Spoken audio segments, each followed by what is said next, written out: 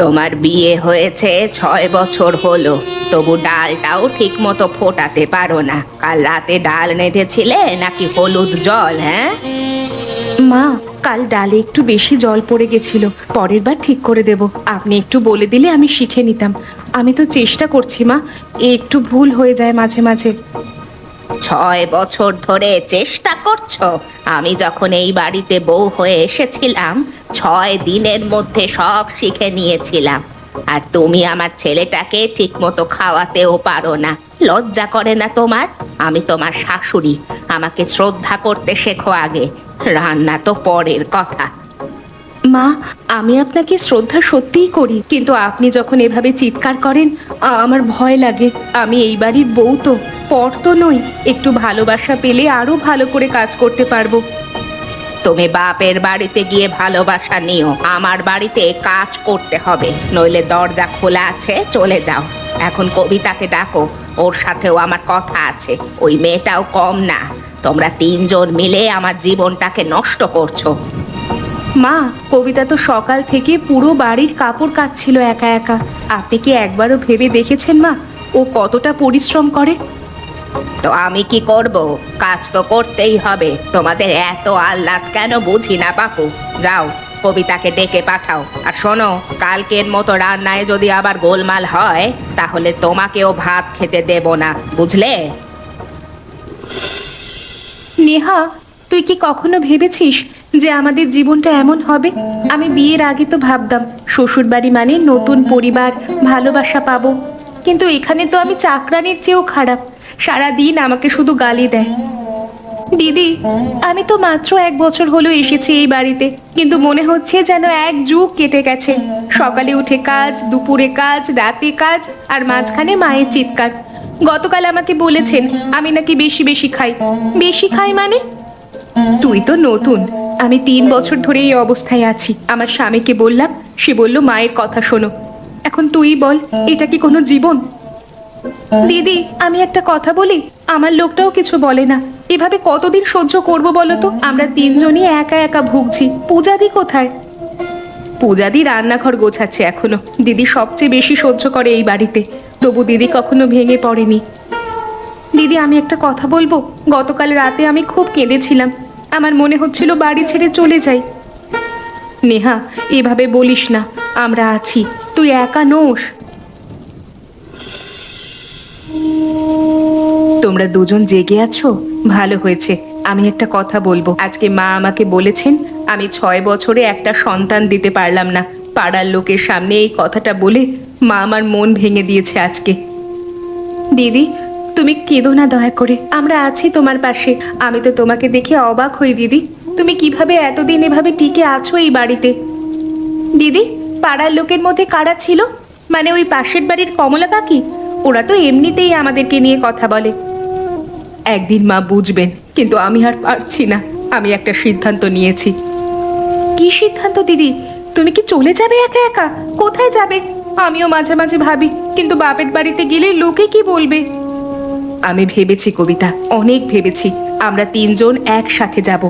আমরা 3জন মিলে একটা নতুন কিছু শুরু করতে চাই। বলো, তোমরা আমার সাথে আছো তো? দিদি, আমরা 3টে মেয়ে একা বাইরে থাকবো, লোকে কি বলবে? আর খাবোই বা কি? তুমি রান্না করতে পারো ভালো, কিন্তু রান্না করলেও তো নানান উপকরণ লাগে। কবিতা, ভয় আমারও লাগছে, কিন্তু তুই একটা কথা ভাব। এই ঘরে থেকে তুই কি সুখে আছিস? এটা কি কোনো জীবন?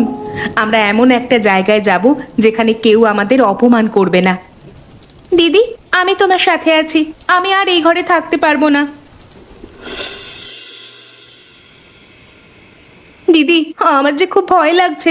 আমি কখনো একা কোথাও থাকিনি। বাইরের পৃথিবী কেমন হয় আমি তা জানি না। আমরা খাবো কি, থাকবো কোথায়?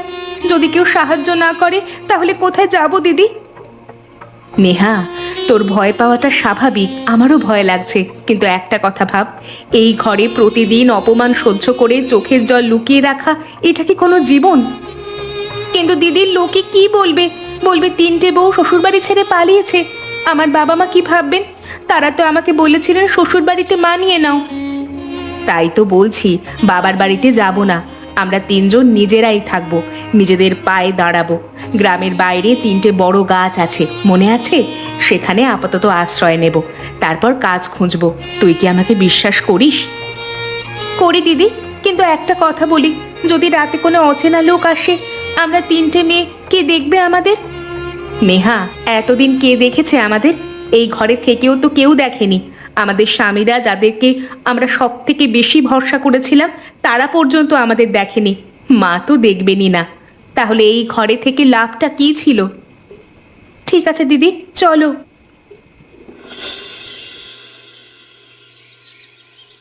এটা কি হচ্ছে? কোথায় যাচ্ছ কি তোমরা? এটা কি নতুন নাটক তোমাদের? কোনো নাটক নয় মা। তাহলে তোমরা আমাকে ভয় দেখাচ্ছ নাকি? ভাবছো ঘর ছেড়ে গেলে আমি অসহায় হয়ে যাব? তোমাদের মতো বউ না হাজার হাজার পাওয়া যায়। যাও যাও, দেখি কত দূর যেতে পারো। 2 দিন পর পেটে টান লাগলে ঠিক ফিরে আসবে। মা, আমি 6 বছর আপনার সেবা করেছি, একটা দিনও অভিযোগ করিনি। আপনি আমাকে বন্ধা বলেছেন পাড়ার লোকেদের সামনে, তাই বাধ্য হয়ে আজ আমরা চলে যাচ্ছি মা। রাকেশ, তোর বউ কি বলছে শুনেছিস? তোর বউ আমাকে শেখাচ্ছে। আমি এই সংসারে 40 বছর ধরে চালাচ্ছি, আর আমার শাশুড়ি আমাকে কত কিছু বলতেন। আমি কি ঘর ছেড়ে গেছি নাকি? যা যা, বের হয়ে যা আমার বাড়ি থেকে, দেখি কতদিন বাইরে টিকতে পারিস। মা, আপনি যে কষ্ট পেয়েছেন সেই একই কষ্ট আমাদের দেওয়া কি ঠিক? আপনার শাশুড়ি ভুল করেছিলেন, আপনিও সেই একই ভুলের পুনরাবৃত্তি করছেন। তোরা আমাকে শেখাবি? হ্যাঁ, ঠিক আছে, যা যা যা, চলে যা। দেখি 2 দিন বাইরে থেকে তোদের কেমন লাগে। তারপর যখন ফিরে আসবি তখন জুতো মেরে উঠোনে দাঁড় করিয়ে রাখবো। মা, আমরা ফিরে আসবো না। চলো কবিতা, চলো নেহা, আর কিচ্ছু বলার দরকার নেই। দিদি, আকাশটা দেখো কি সুন্দর, কত তারা। শ্বশুর বাড়িতে থাকতে আমরা সারাদিন, শুধু সারাদিন মাথা নিচু করে কাজ করেছি। আজ প্রথমবার জীবনটা অদ্ভুত সুন্দর লাগছে দিদি। আমারও তাই লাগছে কবিতা। জানো, প্রথমবার আজকে মনে হচ্ছে আমার বুকের ভেতর থেকে যেন একটা ভারী পাথর সরে গেছে। প্রতিদিন সকালে উঠে ভয় লাগতো, আজকে আবার কি বকা খাবো। আজকে সেই ভয় আর নেই। কিন্তু দিদি, কাল থেকে কি করব? খাবার তো লাগবে, টাকা তো নেই আমাদের কাছে। নেহা বলছিল ও টিউশনি করতে পারবে, কিন্তু ছাত্র কোথায়? তুমি রান্না পারো, কিন্তু খাবার বিক্রি করতে গেলে তো উনুন লাগবে, হাঁড়ি লাগবে, মশলা লাগবে। আমাদের তো কিছুই নেই দিদি। আমরা 3জনে একসাথে আছি, এটাই অনেক। কাল সকালে আমরা গ্রামের হাটে যাব, সেখানে কাজ খুঁজবো। আমাদের ধীরে ধীরে নিজেদের স্বাধীন সংসার হবে। কিন্তু আজকে রাতে খাবো কি? আমি দুপুর থেকে কিচ্ছু খাইনি। আমি বোঁচকায় কিছু চিড়ে আর গুড় এনেছিলাম, সেটা দিয়ে আজকে রাতটা চলে যাবে। কাল থেকে দেখা যাবে। দিদি, আজকে 17টা প্যাকেট বিক্রি হয়েছে। লোকে আমাদের মুড়ি মাখা পছন্দ করছে। বাজারের চায়ের দোকানের মালিক বলল আমাদের মুড়ি মাখা তার দোকানে রাখতে চায়। দিদি, আমরা পেরেছি। হ্যাঁ নেহা, আমরা ধীরে ধীরে পারছি। তবে এটা সবে শুরু, আমাদের আরো অনেকটা পথ যেতে হবে। কবিতা গতকাল গ্রামের দর্জির কাছ থেকে পুরনো সেলাই মেশিনটা ধার করে এনেছে। ও এখন জামা সেলাই করছে। সত্যি দিদি? আর আমিও আর বসে থাকবো না। গ্রামের স্কুলে সেই মাস্টার মশাইয়ের সাথে কথা বলেছি। উনি বললেন 3টে বাচ্চাকে পড়াতে দেবেন। আমি বলেছি পারবো। নেহা, দেখবি এভাবেই আমরা 3জন একসাথে লড়বো, আর একদিন ঠিক জিতে যাব। দিদি, একটা কথা বলি, গতকাল রাতে আমি প্রথমবার খুব শান্তিতে ঘুমিয়েছি।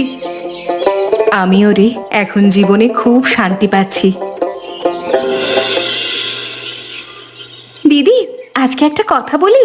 গতকাল বাজারে গেছিলাম কাপড় কিনতে, সেখানে সন্দীপকে দেখলাম। দূর থেকে দাঁড়িয়ে আমার দিকে তাকিয়েছিল। তারপর আমি তাকে দেখেও না দেখার ভান করলাম। 3 বছর সংসার করেছি ওর সাথে, সব ভুলে যাওয়া কি এত সহজ? সহজ নয় কবিতা, আমারও মন খারাপ হয়। কিন্তু তারপর মনে পড়ে সেই অপমানগুলো। ওরা আমাদের কিভাবে অবহেলা করেছে আর অত্যাচারের দিকে ঠেলে দিয়েছে। তুমি ঠিকই বলেছ দিদি, সম্মান ছাড়া ভালোবাসার কোনো মানে নেই। আমি বুঝতে পারছি না আমি ঠিক করছি কিনা দিদি। সেটা সময় বলবে কবিতা। এখন আমাদের কাজে মন দিতে হবে। গতকাল গ্রাম পঞ্চায়েতের দিদি এসে বলেছেন আমাদের একটা ছোট লোন দিতে পারবেন। যদি পাই তাহলে এই জায়গাটাকে পাকা দোকান বানাতে পারবো। তখন আরো বেশি খাবার বানাবো আর আরো বেশি বিক্রি হবে। লোকজন আমাদের পছন্দ করছে, আমাদের উৎসাহ দিচ্ছে কাজে। কবিতা, পূজা আমার সাথে কথা বলতে রাজি হচ্ছে না, তাই তোমার কাছে এসেছি। আমি একটা কথা বলতে চাই। আমি অনেক বড় ভুল করেছি, এখন বুঝতে পারছি তোমরা চলে আসবার পরে। রাকেশ দা, তুমি এখন এসব বুঝছো কারণ তোমার ঘরে রান্না করার, তোমাদের সেবা করার কেউ নেই, তাই মা একা সবকিছু আর সামলাতে পারছেন না। তুমি আমার কথাটা শোনো। কি শুনবো? তোমরা এখন সমস্যায় পড়ছো, তাই তোমাদের মনে পড়েছে আমাদের কথা। যদি আমরা ফিরে যাই আবার সেই একই হবে। আমরা আর ফিরবো না রাকেশ দা। না কবিতা, এবার সত্যি বদলাবো আমরা। সন্দীপ আর মহেশ, আমরা তিনজন কথা বলেছি। আমরা মাকে বলেছি যে ওরা না ফিরলে আমরাও এ বাড়ি ছেড়ে দেব। রাকেশ দা, একটা কথা বলো তো, তুমি কি সত্যিই মাকে বলতে পারবে যে সে ভুল করেছে? কারণ তুমি আগেও অনেক কথা বলেছিলে, বিয়ের পর বলেছিলে পূজাদিকে কেউ কিচ্ছু বলবে না, কিন্তু 3 মাসও যায়নি, তুমি কিছুই করতে পারোনি। তুমি ঠিকই বলছো, আমি আগে ভুল করেছি, কিন্তু এ 6 মাসে আমি নিজে ঘরের সবকিছু করে বুঝেছি কতটা কঠিন এসব কাজ। পূজা একা এত কিছু করতো, আমি কোনো দিন তার পাশে দাঁড়াইনি, আর এই জন্য আমি লজ্জিত কবিতা। রাকেশ দা, আমি তোমাকে বিশ্বাস করতে চাই, কিন্তু দিদি সিদ্ধান্ত নেবে। আমরা 3 জন একসাথে এসেছি, একসাথেই সিদ্ধান্ত নেব। তুমি এখন যাও। পূজা, আমাকে কি একটু জল দেবে? অনেকটা পথ হেঁটে এসেছি, পা ব্যথা করছে। মা, আপনি? 6 বছর ধরে তুই আমার সেবা করেছিস, আমি তোকে কষ্ট ছাড়া আর যে কিছুই দিইনি। মা, মা বসুন আপনি, আমি জল দিচ্ছি। আপনি এতখানি পথ একা হেঁটে এসেছেন? আপনার তো হাঁটুতে ব্যথা। কেন এসেছেন মা? আপনার কষ্ট হয়েছে নিশ্চয়ই। বসুন বসুন, আপনি বিশ্রাম নিন একটু। দেখেছিস পূজা, আমি তোকে কত কষ্ট দিয়েছি, তবু তুই আমার কষ্টের কথা ভাবছিস। আমি তোকে বন্ধা বলেছিলাম পাড়ার লোকের সামনে।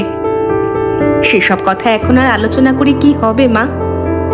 তখন অহংকার ছিল আমার, ভেবেছিলাম আমি শাশুড়ি, আমি যা বলবো তাই হবে। কিন্তু তোরা চলে যাওয়ার পর আমি বুঝেছি আমি মা হতে পারিনি তোদের। মা, আপনার এই কথাগুলো শুনতে আমি 6 বছর অপেক্ষা করেছি। অবশেষে আজকে আপনি এসেছেন মা, কিন্তু এখন শুধু কথা বলে কিছু হবে না, আমাদের দেখতে হবে আপনি সত্যিই বদলেছেন কিনা।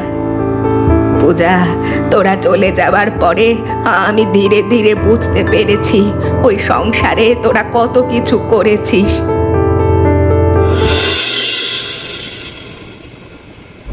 কবিতা, মা আজকে কাঁদছিলেন। 6 বছর ধরে ওই মানুষটাকে দেখেছি, কোনোদিন এত কষ্ট পাইনি, কিন্তু আমি ভয় পাচ্ছি যদি ফিরে যাই আবার সব আগের মতো হয়ে যাবে না তো? তোরা কি বলিস? দিদি, আমি একটা কথা বলি, আমরাও তো কেঁদেছি, তাতে কি কিছু বদলেছিল? দিদি, আমি অনেক ভেবেছি, আমি মনে করি আমরা ফিরে যেতে পারি, কিন্তু কিছু শর্তে। কি শর্ত? প্রথম শর্ত, আমরা কাজ করব, কিন্তু আমাদের অপমান করা যাবে না। দ্বিতীয় শর্ত, আমাদের দোকানটা চলবে, আমরা আমাদের রোজগার নিজেরা করব। তৃতীয় শর্ত, স্বামীরা আমাদের পাশে দাঁড়াবে। ঠিক আছে কবিতা, আর আমরা 3 জন একসাথে থাকব।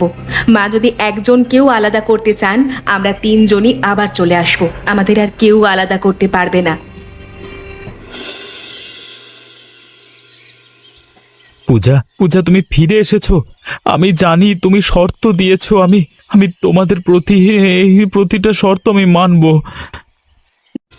পূজা, পূজা, তুমি ফিরে এসেছো। আমি জানি তুমি শর্ত দিয়েছো, আমি তোমাদের প্রতি এই প্রতিটা শর্ত আমি মানব। না হলে আমরা আবার ছেড়ে চলে যাব এই বাড়ি। সেটার কোনো দিন হবে না, কারণ আমরা 3 জন সিদ্ধান্ত নিয়েছি, এবার থেকে যত যাই হয়ে যাক আমরা তোমাদের পাশে দাঁড়াবো। মা ভুল করলে সেটা বলবো, কিন্তু মা সত্যি বদলাচ্ছেন, এখন কারোর উপরে হুকুম না করে নিজেই সব কাজ করেন। দেখো, আমি তোমাকে ভালোবাসি, আমি তোমার ঘরের কাজ করব, কারণ এটা আমারও সংসার।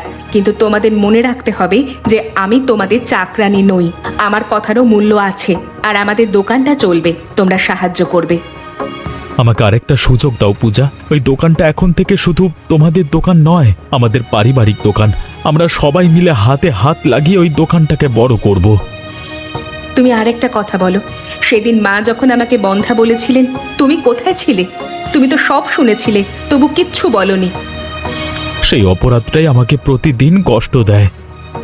তুমি যদি সেদিন মাথা উঁচু করে কথা বলতে, তাহলে হয়তো আমাকে ঘর ছাড়তে হতো না, এই 6 মাস গাছের নিচে কাটাতেও হতো না। পূজা, আমি জানি সেটা আমার সবচেয়ে বড় ভুল ছিল। কিসের ভুল? আসলে আমি ভয় পেয়েছিলাম, কিন্তু এখন বুঝেছি ভয় পেতে গিয়ে আমরা তোমাদের হারিয়েছি। আমি যে বদলে গেছি সেই বিশ্বাস আমি ফিরিয়ে আনবো পূজা। শুধু শুধু আমাকে একটু সময় দাও।